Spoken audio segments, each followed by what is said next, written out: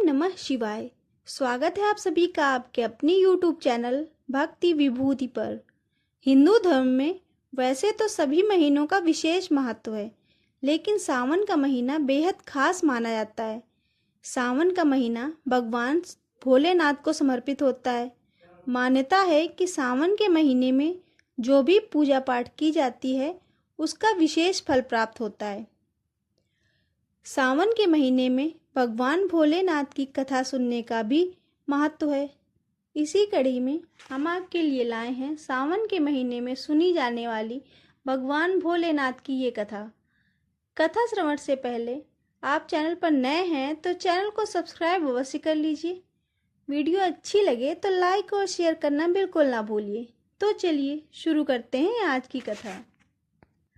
एक बार माता पार्वती ने भगवान शिव से पूछा, हे प्राणनाथ, मुझे बताइए कि ऐसा कौन सा श्रेष्ठ तथा सरल व्रत पूजन है जिससे मृत्यु लोक के प्राणी आपकी कृपा सरलता से प्राप्त कर लेते हैं।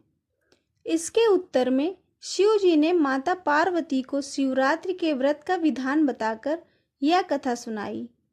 पूर्व काल में चित्रभानु नाम का एक शिकारी था। पशुओं का शिकार करके वह अपने परिवार को पालता था। वह एक साहूकार का कर्जदार भी था, लेकिन उसका कर्ज समय पर ना चुका सका तो क्रोधित होकर साहूकार ने शिकारी को शिव मठ में बंदी बना दिया। संयोग से उस दिन शिवरात्रि थी।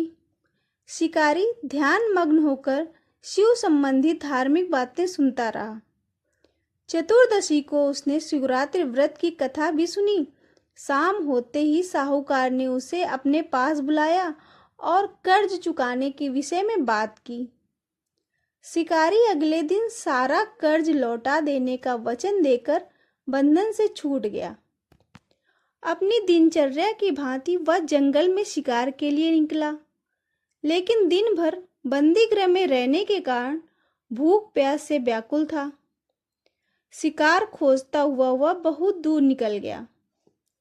जब अंधकार हो गया तो उसने विचार किया कि रात जंगल में ही बितानी पड़ेगी। वह जंगल में एक तालाब के किनारे पर बेल के एक पेड़ पर चढ़कर रात बिताने का इंतजार करने लगा। उस बेल के पेड़ के नीचे शिवलिंग था, जो बेल के पत्तों से ढका हुआ था। बेल पत्तों से ढका होने के कारण शिकारी को उसका पता न चला। मचान बनाते समय उसने जो टहनियां तोड़ी वे संयोग से शिवलिंग पर गिरती चली गईं। इस प्रकार दिन भर भूखे प्यासे शिकारी का व्रत भी हो गया और शिवलिंग पर बेलपत्र भी चढ़ गए। एक पहर रात बीत जाने पर एक गर्भिणी हिरणी तालाब पर पानी पीने पहुंची। शिकारी ने धनुष पर तीर चढ़ाकर जैसे ही प्रत्यंचा खींची, हिरणी बोली, मैं गर्भिणी हूं, शीघ्र ही प्रसव करूंगी। तुम एक साथ दो जीवों की हत्या करोगे तो ठीक नहीं है।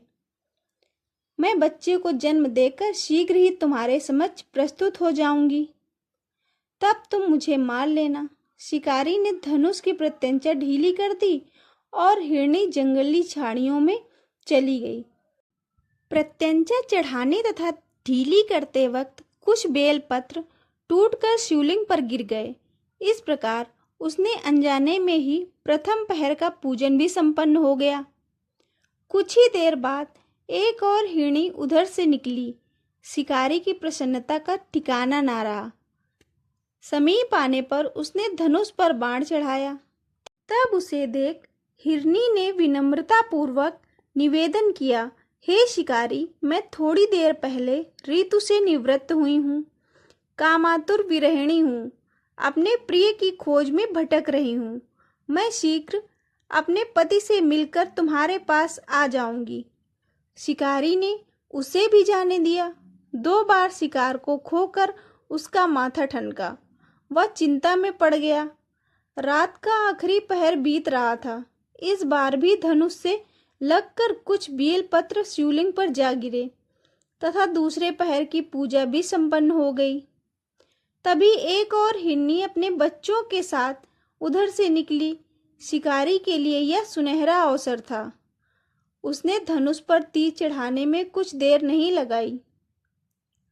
वह तीर छोड़ने ही वाला था कि हिरनी बोली, हे शिकारी, मैं इन बच्चों को इनके पिता के पास छोड़कर लौट आऊंगी। इस समय मुझे मत मारो, मुझे जाने दो। शिकारी हंसा और बोला, सामने आए शिकार को छोड़ दूं? मैं ऐसा मूर्ख नहीं। इससे पहले मैं 2 बार अपना शिकार खो चुका हूं। मेरे बच्चे भूख प्यास से व्याकुल हो रहे होंगे। हिरनी ने फिर कहा, जैसे तुम्हें अपने बच्चों की ममता सता रही है, ठीक वैसे ही मुझे भी। ये शिकारी, मेरा विश्वास करो, मैं इन्हें इनके पिता के पास छोड़कर तुरंत लौटने की प्रतिज्ञा करती हूँ।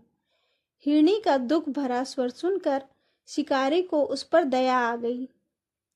उसने उस हिरनी को भी जाने दिया।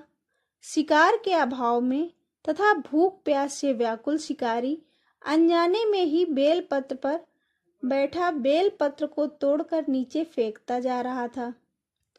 सुबह होने को हो रही थी। एक हष्ट-पुष्ट हिरण उसी रास्ते पर आया। शिकारी ने सोच लिया कि इसका शिकार वह अवश्य करेगा।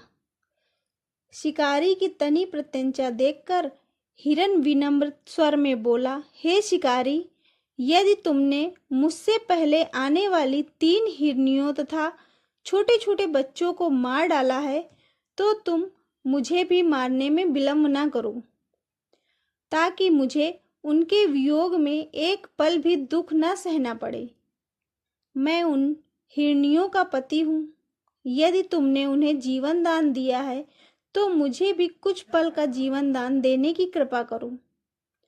मैं उनसे मिलकर तुम्हारे पास आ जाऊंगा। हिरण की बात सुनते ही शिकारी के सामने पूरी रात का घटना चक्र घूम गया।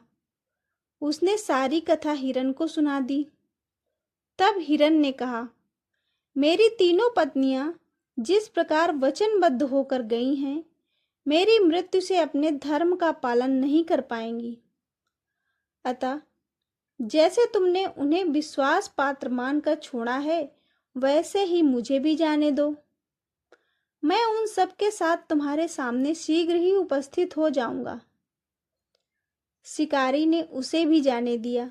इस प्रकार सुबह हो गई।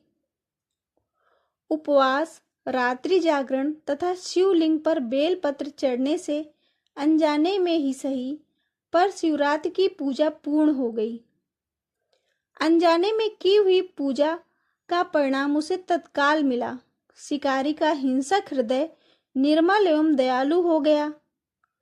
उसमें भगवत भक्ति का वास हो गया। थोड़ी ही देर बाद वह हिरण अपने परिवार के साथ शिकारी के समक्ष उपस्थित हो गया, ताकि वह उनका शिकार कर सके। किंतु जंगली पशुओं की ऐसी सत्यता, वचनबद्धता एवं सामूहिक प्रेम भावना देखकर शिकारी को बड़ी ग्लानि हुई। उसने हिरण परिवार को जीवन दान दे दिया। अनजाने में शिवरात्रि के व्रत का पालन करने पर भी शिकारी को मोक्ष की प्राप्ति हुई। जब मृत्यु काल में यमदूत उसके जीव को ले जाने आए, तो शिवगणों ने उन्हें वापस भेज दिया तथा शिकारी को शिवलोक ले गए। शिव जी की कृपा से ही अपने इस जन्म में राजा चित्रभानु अपने पिछले जन्म को याद रख पाए तथा शिवरात्रि के महत्व को जानकर उसका अगले जन्म में भी पालन कर पाए। देवलोक से समस्त देवगण भी इस घटना को देख रहे थे।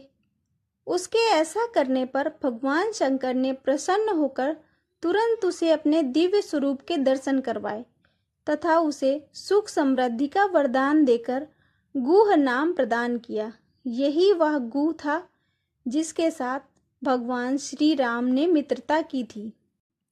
इस तरह शिवरात्रि व्रत की कथा संपन्न हुई। कथा आपको कैसी लगी, कमेंट करके अवश्य बताएं। वीडियो में अंत तक बने रहने के लिए आपका बहुत बहुत धन्यवाद। फिर मिलेंगे एक और नई वीडियो के साथ।